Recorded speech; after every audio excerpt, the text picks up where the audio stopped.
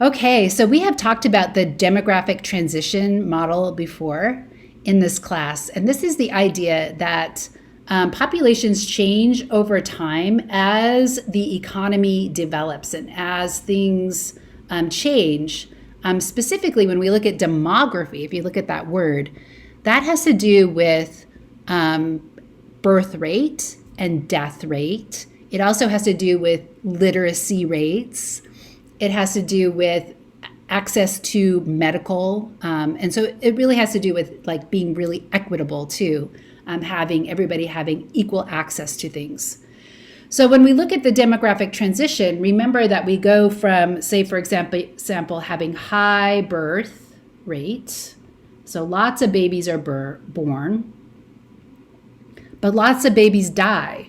So we have high death rate. And if babies die, that is going to, a lot, if you have a high infant mortality, then that is going to make people want to have larger families because they don't know if those children are going to survive. And perhaps in some societies, it's the children that are going to take care of the parents. So if I want to ensure that there's going to be children still alive for me in the future to take care of me in my old age, I might have a larger family, right? So we also have, maybe in this case, little technology, little education, access to education, and little economic development.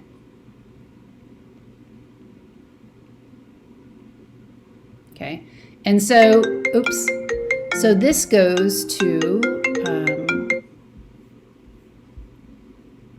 I get robocalls all the time and it's driving me crazy. I don't even know how to turn them off. Okay, so technology. Okay, so this changes, right? So we get low birth rate, low death rate. We get lots of technology, lots of education, lots of economic development, right?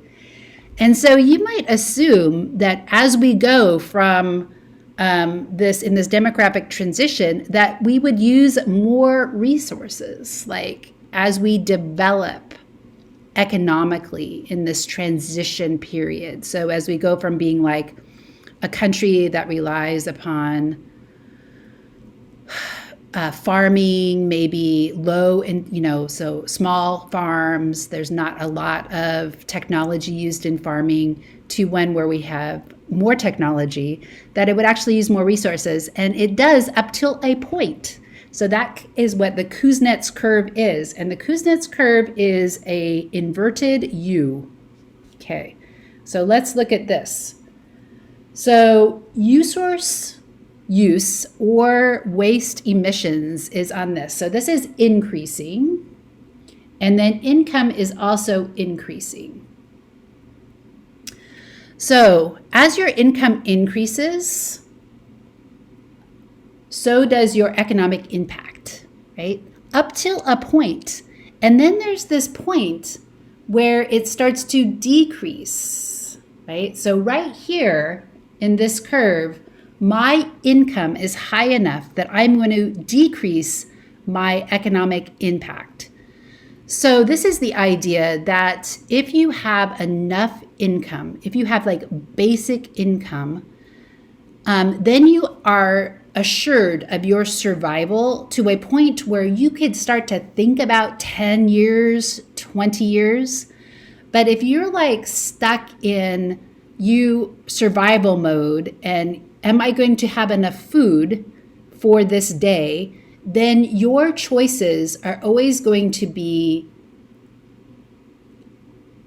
you're not going to consider your environmental degradation. You are just not going to consider it, right? So the idea is that as our income increases in a population, that we are going to be less resource intensive and less wasteful. And this might be due to the fact that we're decreasing birth rates, right? We're decreasing also death rates. We're getting lots of technology. Maybe the technology is allowing us, instead of burning coal in our houses, to have solar panels in our houses, right? So we have that idea. And then we just have the idea that people can maybe not even work as much. So if you think about, if you have a higher income, maybe you don't have to spend time working 2 jobs, right? Maybe you have time to stay home and cook from scratch, right? Maybe you have time to shop sustainably. Maybe you have the time and the money to make sure that your money is going to sustainable businesses rather than just whatever is the cheapest on Amazon, for example. So this is the idea. It's a very interesting idea, and it goes along with that affluence. Remember the impact, IPAT, impact equals population, affluence, and technology. Sometimes technology can be good, sometimes it can be bad. Population growth always increases our impact. And affluence, when we are using more resources. So maybe there's a point where with increasing income that you can choose to ride your bike, right, to work rather than having to, or ride the subway to work rather than having to have a car to get you around. Anyway, so those are some ideas about sustainability and maybe how the demographic transition plays into that sustainability.